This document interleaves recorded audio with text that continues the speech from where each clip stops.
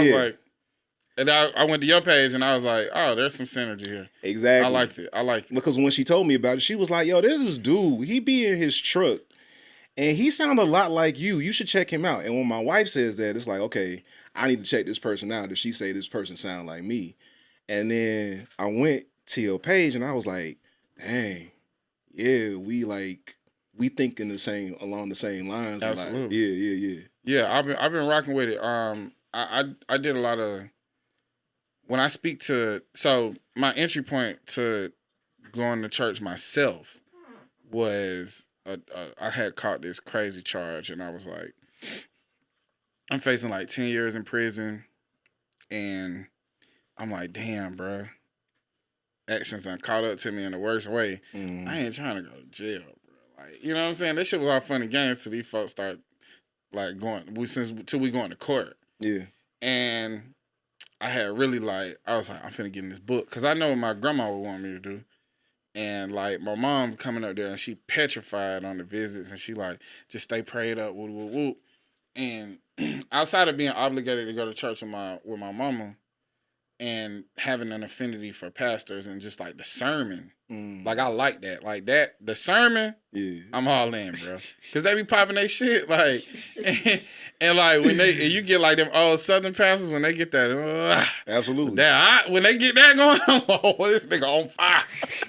He's on fire. You can't stop him. Yeah, it feel like God in there. You feel me? Black preaching is performance art, bruh. It's absolutely. Yeah. It's absolutely performance art, but it's high level performance. Absolutely.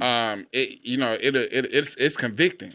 So I go and I was like, okay, well, I got to lean on what I know. And I know that I can go to God. I know I can start praying. I know I repent and I do this and then I'm going to make me a couple deals. You know what I'm saying? Mm-hmm. I made me a deal with God. Look, you get me out of this, I'm out the streets and in the church. And I beat the charge. So I was like, okay, I got to stay true to my word. And because it's a rare circumstance, I got 2 co-defendants. Nobody snitched. Nobody went to prison. Oh, wow. So it was like crazy. Even when they was like in court, they was trying to get the detective like to play the investigation tapes, like the interrogation tapes. They was like, none of them. Wow. They was like, them niggas was like, fuck y'all.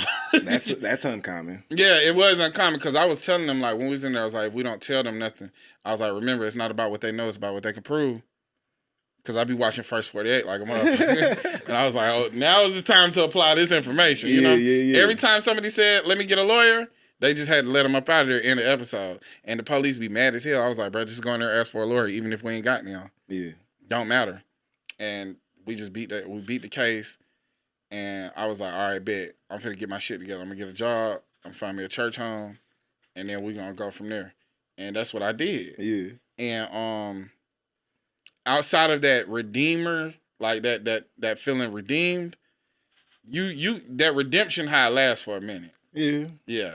And then it wear off. And when it wear off, and you gotta get real studious and you gotta when sometimes Sundays just ain't hitting. Mm-hmm. Like shit, I ain't trying to get up and go to church today. And then people in your age group really don't take church seriously. Mm-hmm. They probably there out of obligation. Mm-hmm. Where I'm there like in a real way. And I had a pastor call me out in the middle of the church. And I don't know. This done happened to me twice in churches around that time. They're like, you got a word in you. You got a word in you. You know what I'm saying? I'm like, damn, me specifically? Yeah. You. And then I was like, okay, maybe he just, you know what I'm saying, trying to get me to get more involved. And I went to another church. Bruh hit me with the same jump. I'm like, okay, I might got that word on me. I might got that on me. You know what I'm saying? Yeah. But I think the questioning, that's the part that always was rejected. Yeah, it's always going to be rejected in like these like rigid spaces where everything is rooted in certainty. You know, you too curious as a person, just in my engagement with your work. You are curious. You stay curious.